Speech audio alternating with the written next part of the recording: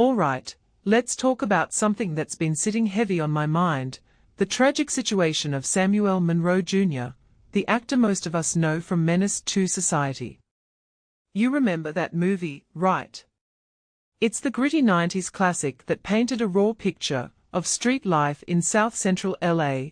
Monroe played a character named Sam, a kid caught in the crossfire of violence and bad decisions. Now, here we are decades later, and the irony of his real-life story mirroring that fictional chaos. It's haunting. But here's the thing, this isn't just about one man's health crisis. It's a window into how fragile life is, how quickly the spotlight fades, and the brutal reality of medical dilemmas most of us can't even fathom. Let's unpack this. First, the facts. Monroe's been in a medically induced coma since April, battling a nightmare of health issues, meningitis, MRSA pneumonia, brain swelling, seizures. 3 brain surgeries later, doctors are warning his family he might never wake up.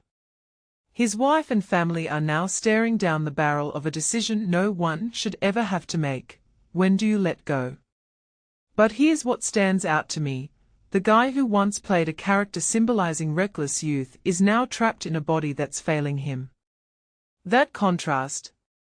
It's not just tragic, it's a gut punch about mortality. We attach these personas to actors, right? We freeze them in time as the roles they played.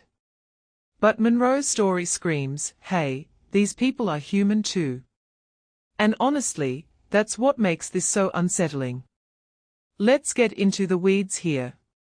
The medical details are brutal. Meningitis leading to pneumonia. That's already rare, but then his brain swelling. And the seizures. One thing that immediately stands out is how fast this all spiraled. 1 minute, he's fighting for his life, the next, his family's staring at a vegetative state diagnosis. But what's really fascinating, and terrifying, is the ethical tightrope his loved ones are walking. Do they keep pumping resources into scans and surgeries, hoping for a miracle? Or do they pull the plug, knowing he might never regain consciousness? I mean, imagine being in that room, staring at machines keeping someone alive, knowing every beep is a reminder of the impossible choice ahead.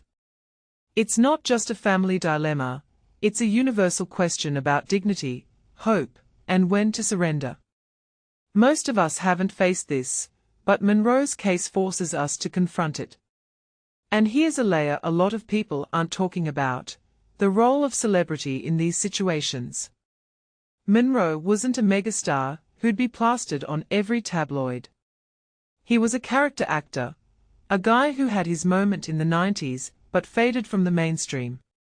His family had to start a GoFundMe just to cover medical bills. Think about that, someone who contributed to a cultural touchstone, now in a hospital bed where survival hinges on strangers' donations.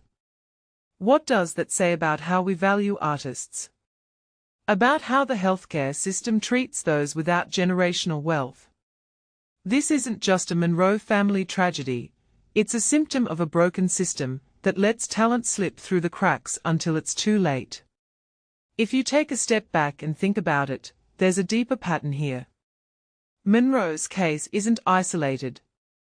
Look at the opioid crisis, the rise of antibiotic-resistant infections, the way poverty-stricken communities get hit hardest by preventable diseases. MRSA isn't just some random bug, it's a sign of systemic failures in public health.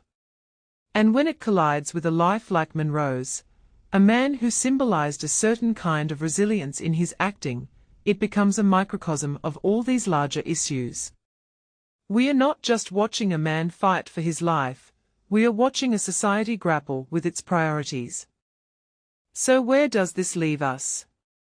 With a lot of questions and no easy answers. Personally, I think we should remember Monroe not just as Sam from Menace II Society, but as a reminder of how fleeting everything is.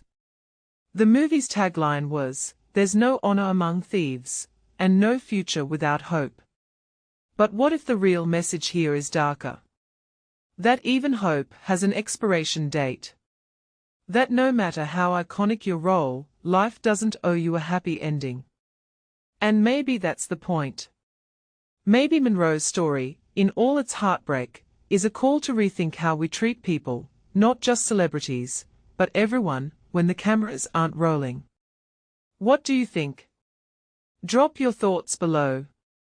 Stay wild, stay curious, and hit that subscribe button if you're here for the deep dives.